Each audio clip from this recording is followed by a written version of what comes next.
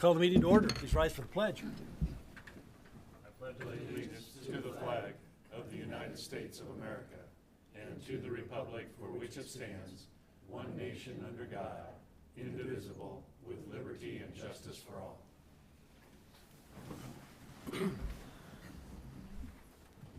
Well, Happy New Year and welcome to the January 3rd, 2023 Post Falls City Council meeting. I was thinking about 2023 and memories of Y2K came flying back. And what a non-issue that was, but it's hard to believe that was 23 years ago. Rhiannon filled in for Shannon tonight. Thank you. You'll please note that all council members are present. And tonight we do have one announcement. City Hall and city business offices will be closed Monday, January 16th in observance of Martin Luther King Jr. Day.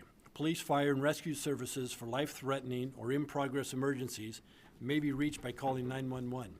The police department will be open for walk-in emergencies.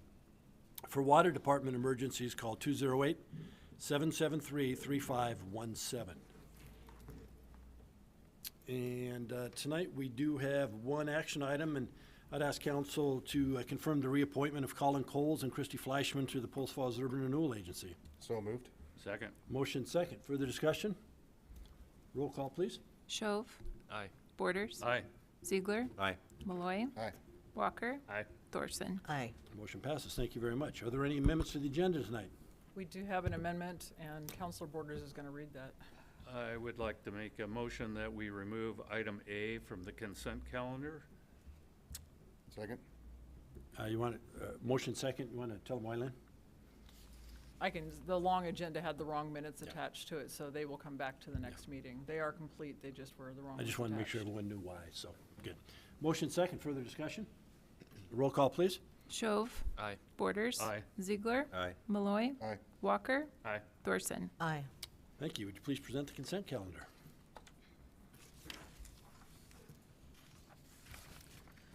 So item A has been removed. Item B is payables December 13th through December 26th, 2022. Item C is Retail Village 1 Minor Subdivision Construction Improvement Agreement. Item D is Retail Village 2 Minor Subdivision Construction Improvement Agreement. And item E is Retail Village 3 Minor Subdivision Construction Improvement Agreement. And item F is Verte Glen Subdivision Plat Application. Item G is assignment of opioid funds to Panhandle Health District. Any questions on the consent calendar? I move to approve the consent calendar as amended. Second. Motion second. Further discussion? Roll call, please. Borders. Aye. Ziegler. Aye. Malloy. Aye. Walker. Aye. Thorson. Aye. Shove. Aye. Motion passes. Thank you. And we do have one public hearing tonight. If anyone does wish to testify, there are forms on the podium in the back. Please fill them out and turn them into Rhiannon. We'll let you speak. And tonight's first public hearing is the Adams Annexation. And with that, I will open the public hearing.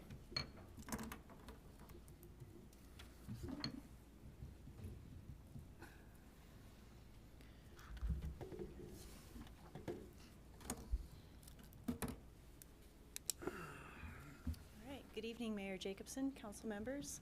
Laura Jones, Associate Planner with the City of Post Falls, introducing you to the Adams Annexation, case file ANNX 2212. The applicant is Glenn Adams, and he will be representing the owners, George and Marilyn Adams. And the requested action tonight is approval to annex approximately 4.75 acres into the City of Post Falls with a zoning designation of single-family residential R1. The property is located south of East 16th Avenue and east of North Idaho Street, as indicated in the vicinity map here in red. It is bordered on the north and the west by city and on the east and south by county. Current land use is large lot residential use, and it is over the Rathdrum Prairie Aquifer. If annexed, the city can provide wastewater and water services. Looking at the surrounding zoning, everything within the city limits adjacent to the property is low-density residential R1. And then to the east and south, as indicated earlier, it is large lot residential properties within the county. And just a side note on this one, this property was recently annexed into the city. It was the Monju Meadows annexation and subdivision, but the map's not yet been updated. First review criteria for an annexation is amendments to the zoning map should be in accordance with the future land use map. The future land use designation is low-density residential. Again, as indicated on the future land use map, everything in yellow is that low density, so it's surrounded by low-density residential with exception to that southwest corner that is business commercial, and there are currently some commercial businesses in that location, mostly right along Idaho Street and Medical Court. Principal use and character of the low-density residential is that it encompasses all types of single-family residential uses up to 8 dwelling units per acre, and it also supports land uses such as parks, schools, and public facilities. And densities vary appropriate to the location, street, and infrastructure capacities and planned development patterns and compatibility with existing development. And you'll note that R1 is one of the implementing zoning districts. Going on to the the focus area of the comprehensive plan. The focus area is the central island. As indicated by the star on this map is the location of the property right on that western side of the central island. And the main takeaways from this focus area is that it promotes infill development and prioritizes annexations of properties in this area. Second review criteria is that amendments to the zoning map should be in accordance with the goals and policies found in the Post Falls Comprehensive Plan.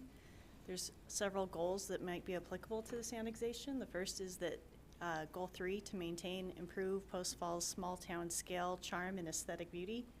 And as mentioned in other public hearings we've had recently, we've been putting a snippet of the comprehensive plan into the PowerPoint just to show if people wish to have further explanation or discussion on where these goals and policies come from and what they mean, or what the intent of the goals and policies are. There's further discussion in the comprehensive plan. The next goal is Goal 5, to keep Post Falls neighborhoods safe, vital, and attractive. Goal 6 is to maintain and improve Post Falls transportation network on pace and in concert with the needs and plan objectives. Goal 7 is to plan for and establish types and quantities of land uses in Post Falls supporting community needs and the city's long-term sustainability. Goal 8 is to protect and maintain Post Falls natural resources, including clean air, soils, river, and aquifer, and minimizing light and noise pollution citywide. And the last goal is to involve the community of Post Falls in the local government planning and decision-making. So policies that support these goals include Policy 1, support land use patterns that maintain or enhance community levels of service, foster the long-term fiscal health of the community, and we'll talk about both of those in a few minutes, maintain and enhance residential quality of life, promote compatible, well-designed development, and implement the goals and policies found in the comprehensive plan, related master plan, and/or facility plans. And I will touch on all of those in future slides here. Policy 2 is to apply or revise zoning designations with careful consideration of factors including the future land use map, which we've already gone over, compatibility with surrounding land uses, which I've also touched on, infrastructure and service plans, existing and future traffic patterns, and again, the goals and policies of the comprehensive plan. Goal 3 is to encourage development patterns that provide suitably scaled daily needs services within walking distance of residential areas, allowing a measure of independence for those who cannot or choose not to drive. As I mentioned earlier, the property is located east of North Idaho Street. It's about 1/10 of a mile from North Idaho Street. And North Idaho does offer grocery, bakery, places of worship, medical, so it does provide for policy number 3. Policy 9 is to encourage annexation of county islands within the city with priority given to areas surrounded by incorporated areas and that have readily available service infrastructure and capacity and that support increased development intensity near the urban core. As I displayed earlier on the land use map and the surrounding uses, it is in that central island on the very western edge on two sides is the city limits, so the north and the west. Policy 15 is to ensure that adequate land is available for future housing needs, helping serve residents of all ages, incomes, and abilities through provision of diverse housing types and price levels. Again, R1 is in high demand, as we've all seen, and even though the price is pretty high right now compared to past years, there is still a demand for the single-family homes in our area. Policy 17 is to encourage the preservation and rehabilitation of older housing stock throughout the community. There is an existing residence on the property, and the property owners are hoping to retain that residence. Policy 44 is annexation should leverage existing capital facilities with minimal need for expansion or duplication of facilities. There are services provided to the site located in 16th Avenue. And that road has been widened in a previous project, so I'll get into that in a moment. Policy 45 is to guide annexation decisions, guided by and considering master plans of water, sewer, transportation, parks, schools, and emergency services, provision of necessary rights-of-way and easements, studies that evaluate environmental and public service factors, timing that supports orderly development and or coordinated extended, I'm tongue-tied tonight, coordinated extension of public services and comprehensive plan goals and policies. The next zone change review criteria is that zoning is assigned following consideration of such items as street classification, traffic patterns, existing development, future land uses, community plans, and geographic and natural features.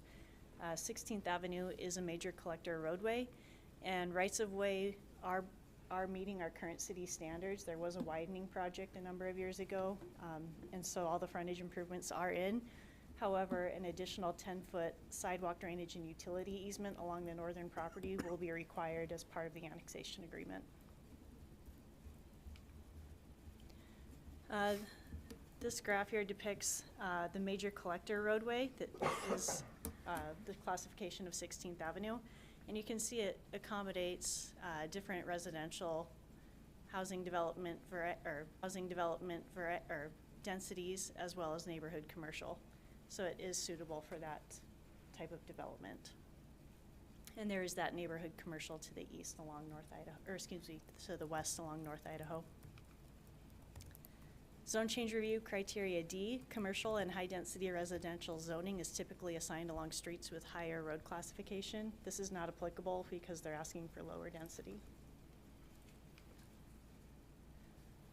Review criteria E is limited or neighborhood commercial and lower density residential zoning is typically assigned for properties as they proceed further away from the higher intensity urban activity.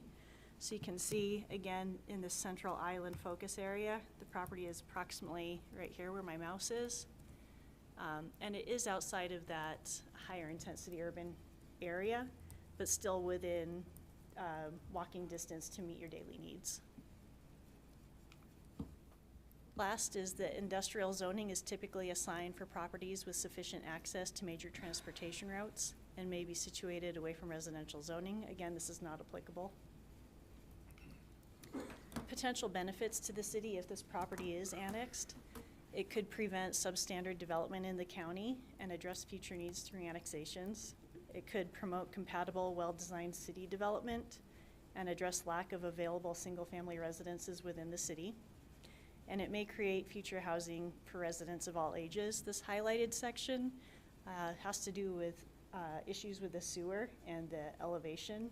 Right now, the way the property, with the available sewer, there would be limited development until properties to the south annexed in and sewer could flow correctly. So I don't know the number of dwelling units that could be accommodated, but if you guys have questions on that, Rob Paulus would probably be able to answer them. And the last benefit is that upon development, they would pay impact fees to parks, public safety, streets, and multimodal transportation, in addition to fire and EMS. Those were added in October. Concerns the city might have with annexation. Approximately only 25% of the workforce can afford a single-family home. Parks within the area, to the north is the Singing Hills Park, I think is the closest, and that's about a third of a mile away. So it is within the level of service, but it is just something to consider. Also consider impacts to schools. However, we do have a letter from the school district. And then parking has been brought up numerous times throughout the year in residential areas of all densities. But typically, this is addressed through the single-family development and the subdivision design and just our current standards for single-family homes. This is that level of service map for the parks. It is in the white area here, showing that it is within the 1 mile radius of a park. So it should meet those needs. This is the list of agencies that were notified and given a chance to comment. We had 8 responses. A couple of them were repeats. The first were for planning and zoning, and then the second repeat was for this meeting. Yellowstone Pipeline had no impact and no comments. Kootenai Fire and Rescue reserves comments for the time of site plan review. Post Falls Police Department is neutral. Post Falls Highway District has no comment. DEQ has no comments at this stage of development, and the Post Falls School District is neutral. With that, I can stand for questions. Any questions of Laura? So on the map, it looks like there's a sliver to the north that remains in the county. I believe that is where, I did see that. I believe that's within the road right-of-way, but Rob, do you have an answer for that?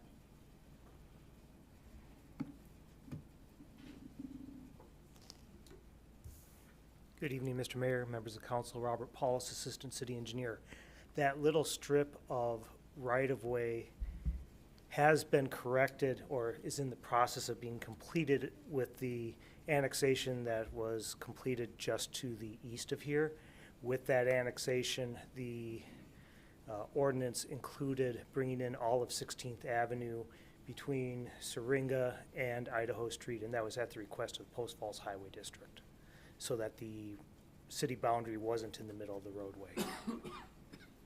So that will become part of the city or no? Yes, Okay. it's being taken care of by a different annexation that's further along than this request.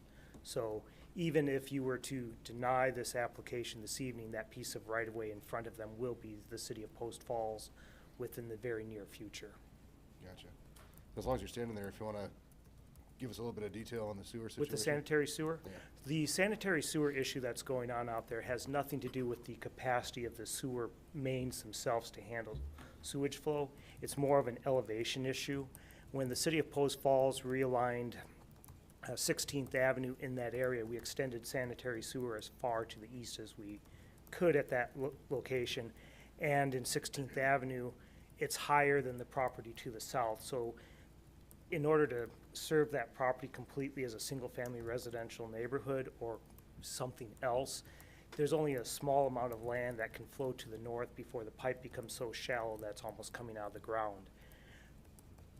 In order to serve that property fully, they would either need to take the sewer to the south and go down to 12th Avenue, or go slightly to the south and then head west and connect into Medical Court. So that's 2 options that are available in the future. As far as how much land can be covered, we can't determine that until we have a good survey done. If they were to come forward with a development plan, at that time we would say, here's how much land based upon your information you can serve, or if they were to look at that property and possibly raise it up a few feet, it might increase how much they can serve. Does that answer your question Yes, sufficiently? And to figure out how much could be served now depends on a survey. That answered my question. Yes. Thank But, you. but regardless, if they can get the elevations to work to get the sewer out of there, we don't have a capacity concern in the mains themselves for single-family residential. On that same topic, you wouldn't go south with the sewer while that is a county parcel. South of it. They could do that if they entered into an agreement with the owners of the property to the south to allow for a easement to be given to the city of Post Falls to cover the sanitary sewer going across their property. But that is something that they would need to negotiate. We've done that in other locations. If you look on the map, you see American Drive just to the east side. all of that is in the county, and we have a major sewer line which goes up American Drive in that area. That was put in back in the, I think that was the early 90s, if I recall correctly. But they're not using the sewer, No, city they're sewer. not allowed to utilize the Goes sewer through. until they come into the city. Any other questions?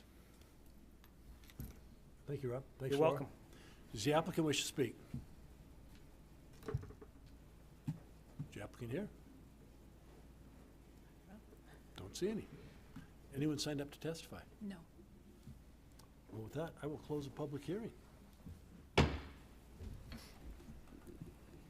Council, let me start out by making a couple comments, if I may. First of all, I guess, let's do this. We need to go through and decide if we're going to go forward with the annexation. So, Mr. Wilson, do you want to spin your magic? Sure. We've only done it this I'm way gonna give for a you year. one- I'm starting to get used to it. One other option as well, because we don't have the applicant here tonight. You have another option in theory. You could go ahead and proceed tonight based on what's been presented, if you think you have sufficient information. If you don't think you have enough information, you could always continue this item to a future night to figure out why they're not here. But that's something for you all to figure out if you want to try to move forward tonight or not. You want to go through the steps, Mr. Wilson, as we have in the past, where he reads the criteria and see if we have enough information to move forward? I'm comfortable with it. I think we're good. All right, so first question is this a property that you feel makes sense to annex at this time? Does the annexation make sense? Yes. Yes. Okay, that was easy. So working through the criteria for the zoning, the first criteria is the request consistent with the future land use map? Yes. Yep. You want to give a comment or a reason? Density. It's low density, fits well. It's filling in a county pocket, which is one of the primary goals of that focus area. Okay. Thank you. Second, is it consistent with the goals and policies found within the comprehensive plan? Yes. it And you just continues- alluded to a couple of those with filling in the county pocket. Fills in the county pocket, continues the transportation network. It's consistent with surrounding uses within the city. I always look at that natural resource, and I key on the wastewater. You know, right now it'd be over on septic. If it's developed, it goes in the sewer. Anyone else, anything else? Good. Criteria 3, zoning is assigned following consideration of such items as street classification, traffic patterns, existing development. Maybe we do these one at a time. Street classification, 16th is a major collector. Yeah. Fits. Is this where it would be appropriate to protect the aquifer as well, under this? Or is that the I next think it one? would Is fit that- under the community plans, And geographic or natural features. and geographic or natural features, both of those. Existing development, That's R1 on the surrounding West, city. yep, yeah.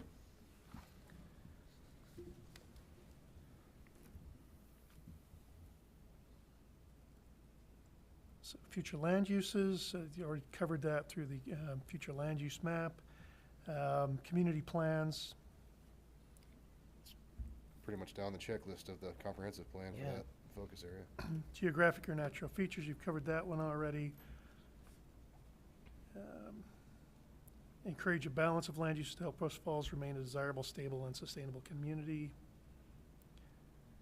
And then 4 was not applicable because that's commercial and high-density residential. 6 is not applicable as industrial. Number 5, limited or neighborhood commercial is typically assigned for properties that proceed further away from the higher-intensity urban activity. Is this where orderly development would come in as well? Mm-hmm. Laura also mentions within walking distance to many of the daily needs. Yeah. Okay, that pretty well covered them.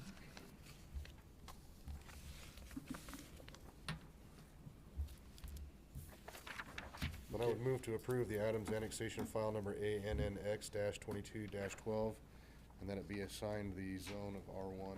Second. Motion second. I'm going to make a comment here real quick, and maybe I could take the roll and then make it, but I'm going to say it's under discussion. We had two pieces of information that were included in the packet of people who were opposed to this annexation. I think there's only the two. One, and I want people to get facts straight. And one of them, the gentleman said, the mayor is, quote, constantly saying the increased population is necessary to cover the newly created jobs in the area, end quote. I've never said that. I've never said we need more people. I've tried to attract jobs. I've never said we need to increase the population of Post Falls. So I respect your opinion and your right to be against this annexation, but get your facts straight. Number two, another gentleman said, quote, I had to go to the mayor and threaten American with Disability Act action, end quote. I don't remember ever talking to the gentleman. And if anybody comes to talk to me and there's an issue, they'll find that I'm more than willing to sit down and discuss it with you and see what we can work out. You threaten me, conversation's over. So again, I respect people's opinion and their right to not agree, but get your facts straight. So those are my comments. Now, if there's no other comments? Well, could I do another clarification? And I don't know which one of those letters it was. But they wondered if, Oh, yeah, first one. if the mayor and the city council actually lived in Post Falls. And I'm here to say that, yes, we would not have been eligible to have our names on the ballot for mayor council unless we were in fact residents of Post Falls. So, And are you from here was the other one. what's that? I think the other one was, they didn't know if we were from here. Yeah. My entire life. Yeah, we started adding carries in my life, so now we Right. get way Yeah. up there. Yeah, it was pretty much everybody. So anyway, but I just wanted to get that straight. I respect people's right to not agree or to be in opposition, but get the facts straight and don't put false statements out there. So with that, roll call, please. And this is for the approval of the annexation zoning. Thorson, Aye. Borders. Aye. Malloy. Aye. Walker. Aye. Ziegler. Aye. Shove. Aye. Motion passes. Thank you. And I didn't mean to get on my soapbox, but when you read something like that, I got to set the record straight. First So, meeting of the year, might as well get it that's all right, out. all out there. So, and I'm old and crotchety now, so. Unfinished returning business, tonight we have none. And new business, we do have one item, and that's the harmonic filter replacement. I'm sorry, but we're talking wastewater. Harmonic just isn't an adjective or a word I would use to describe that. Yeah. When it comes to electricity. You should have brought a harmonica. Yes. You should have. I should have.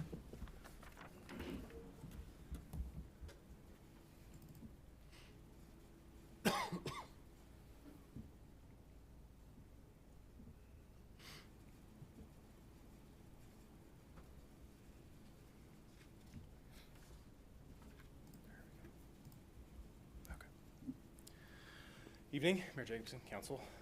Jax Fleschman, City Post Falls Project Manager, here to present the recommendation to award the WRF harmonic filter replacement. Familiarize ourselves with the location here. This is at the water reclamation facility, located over on Southeast. That's a nice bird's eye view for us. The building there inside that red circle, that's utility building 2. That's where the harmonic filter is located at the plant. Purpose of this project is to replace the filter, which is currently inoperable. And the important note here is that it is a requirement by Avista to have that filter in place, and that's the power we use for the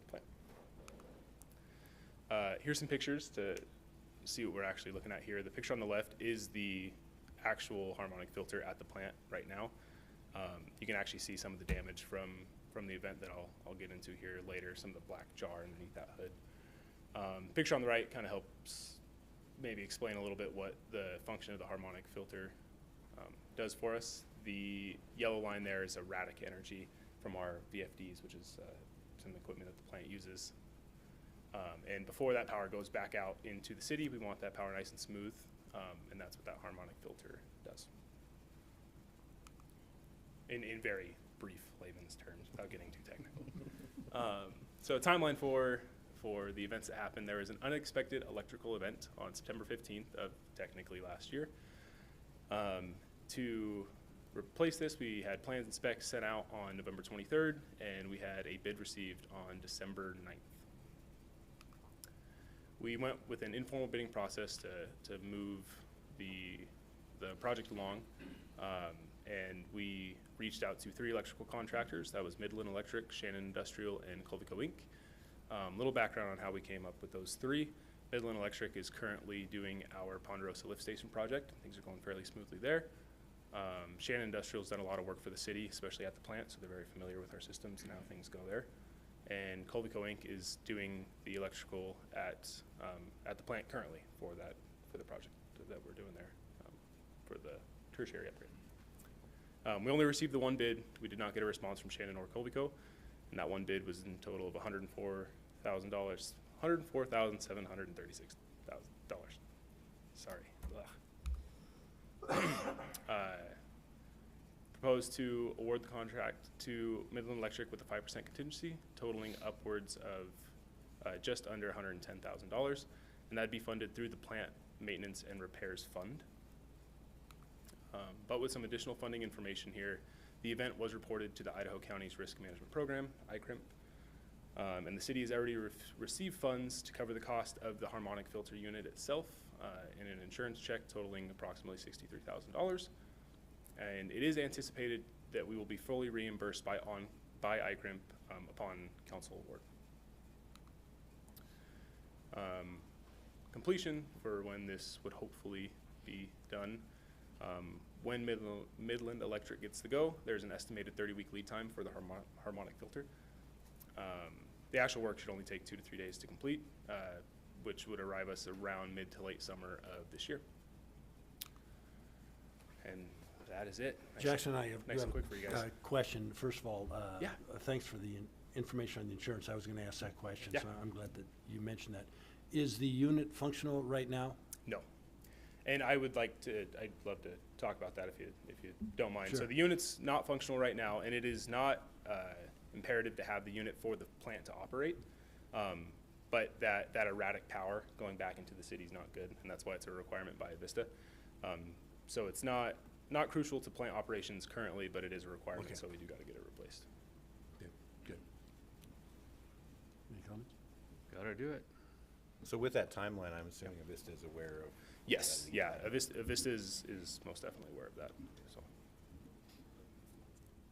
Entertain a motion. I'd move to approve the WRF harmonic filter replacement. Second. Motion second. Further discussion. Roll call, please. Malloy. Aye. Walker. Aye. Ziegler. Aye. Shove. Aye. Borders. Aye. Thorson. Aye. Motion passes. Thank you. thanks, Council. Thanks, Thank Jackson. you. Next item up is citizens' issue, and this section of the agenda is reserved for citizens wishing to address the council regarding a city-related issue that is not on the agenda. If anyone wants to speak, come forward. State your name for the record. Seeing none. Administrative and staff reports. We have none tonight, sir. Mayor and council comments. I just want to thank the chief. It was an awful situation that occurred last Thursday. We were fortunate. We were right in front of it before, we just got through there before it happened. Chief showed me the pictures of the police vehicle. I believe we had three vehicles that were damaged and or destroyed, in addition to a couple buildings. I was talking with Chief, and I don't follow the social media, but I did look to see what kind of comments were there. And the comments made were overwhelmingly in support of our officers. And if you see a picture of the vehicle, I'm surprised that the 2 officers were able to even get out of it. So it was really a poor situation, and I'm pleased to extend my appreciation and thanks to all your officers, but especially the training officer and the trainee who were in the vehicle at the time, because it's a pretty scary event. And it's one of those that no one wants to be faced with. They responded, and thank them for us. Any other comments? No? We do not need an executive tonight? We do not. Yeah, we're kind of getting used to these short meetings. I know. Although this is 3 times longer than the last one, it was 36 minutes, so. With that, next motion is? Adjourn? All those in favor? Aye. Meeting adjourned, thank you.